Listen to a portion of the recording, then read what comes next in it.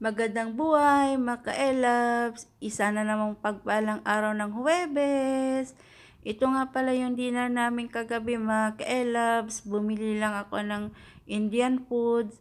Worth it naman yung paglalakad ko na halos 45 minutes mula dito sa bahay hanggang dito sa shop. Tapos pabalik na naman mula sa shop hanggang dito sa bahay. Almost 45 minutes kong nilakad. Yung time na yan, mga ka-elabs, umuulan-ulan pa, buti na lang hindi malakas. At ito nga pala yung mga binili kong dinner namin, mga ka-elabs. May dessert na red bean prata, nasi biryani, rice, tsaka yung chicken masala.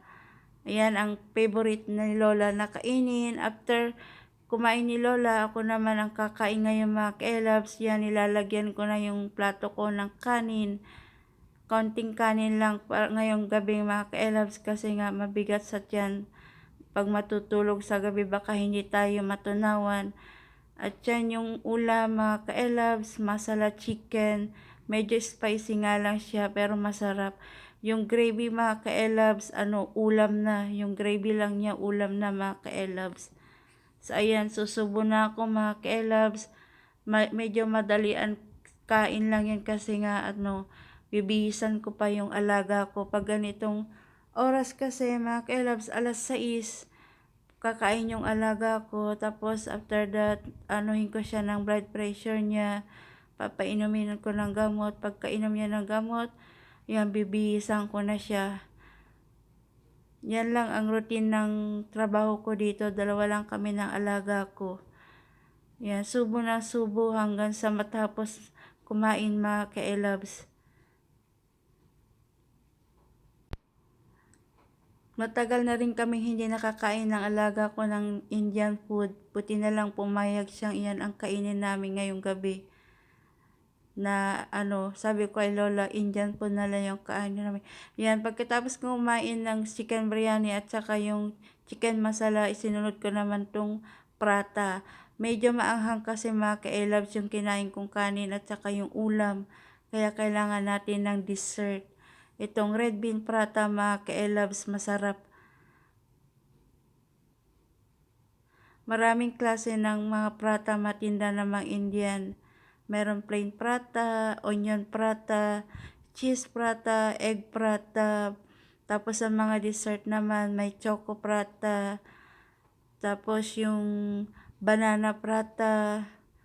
Basta marami silang mga papagpipilian, mga tinda, mga ka-elabs.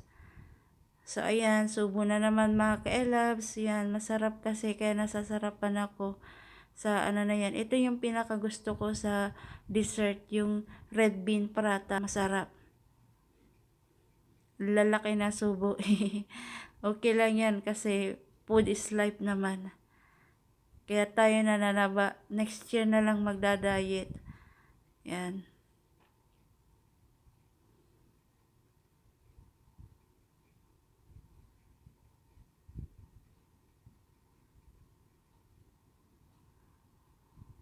So mga ka-elabs, hindi pa ako na-satisfied. Kinamay ko na yung pagkain ko.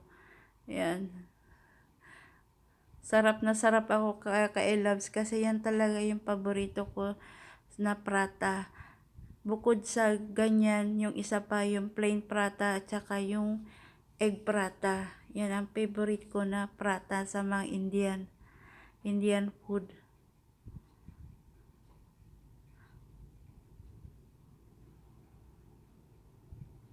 Kailangan lang uminom ng maraming tubig kasi matamis, mga ka-elabs.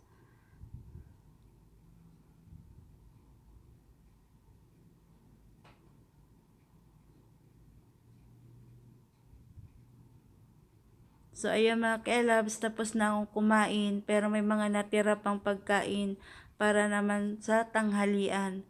Ayan, ganyan kami katipid ng alaga ko. Pag bumibili ako ng pagkain na sobra, itinatabi ko para may makain ako sa tanghalian pag hindi na ako magluluto. Bibili na lang ako ng pagkain ng alaga ko kasi yung alaga ko hindi yan kumakain ng leftover food. Kaya pag may matira man na pagkain, ako yung taga-ubos. Yan, marami pa yung mga natira, mga ka-elabs, na ulam at saka yung kanin. Tapos meron pang dessert na natira. So, ayan, mga ka-elabs. Thank you for watching.